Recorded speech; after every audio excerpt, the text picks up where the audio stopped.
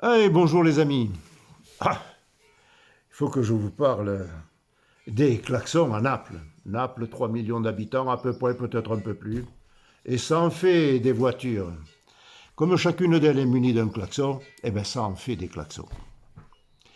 Elle me fit poète poète, je lui fis poète poète, on se fit poète poète et je l'ai laissé passer. Pourtant, j'avais la priorité puisqu'elle avait un stop. Mais nous sommes à Naples, ville du klaxon et de l'anarchie. Une voiture sans klaxon pour un Napolitain, c'est au sole mio, un jour de pluie, des spaghettis sans pesto, la Shoah des pizzas, la fin de l'Union européenne. Quel Napolitain pourrait imaginer sa voiture privée de klaxon? C'est un cauchemar qui hante leur nuit. Des potrons minés. Avant de démarrer la voiture, on actionne le klaxon. On s'assure de sa présence et de son son. Cet organe vocal est indispensable à la conduite en ville et supplée la voix devenue inutile dans le concert d'orgues klaxonnantes qui sillonnent les rues en longs traits décibéliques tonitruants de fausses notes. Remarquez, ça a un avantage. Le vacarme est tel que la voix humaine n'a plus aucune valeur. Les mots fleuris que l'on peut entendre de ce côté-ci des Apennins ne sont d'aucune utilité au sud du Vésuve. Le klaxon sublime tout. L'insulte devient inaudible. Le klaxon devient moteur d'apaisement. Cependant, pour une oreille avertie, et à Naples, elles le sont toutes. Il existe un langage du klaxon non officiellement répertorié, compris par tous cependant. Il y a le poète-poète bon enfant qui salue le copain que l'on a reconnu là sur le trottoir.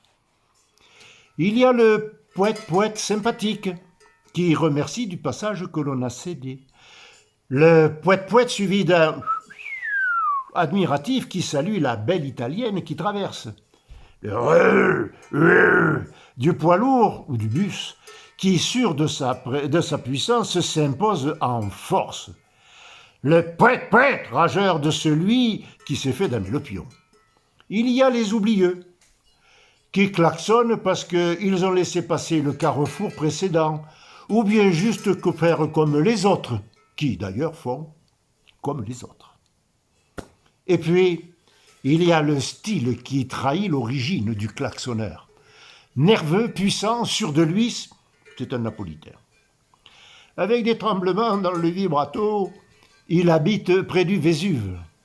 Un staccato de Kalachnikov, c'est un Sicilien. Mieux vaut lui céder le passage. Prolongé, avec une arnaque à 20%, il est originaire de la côte almafitaine. Garez votre portefeuille.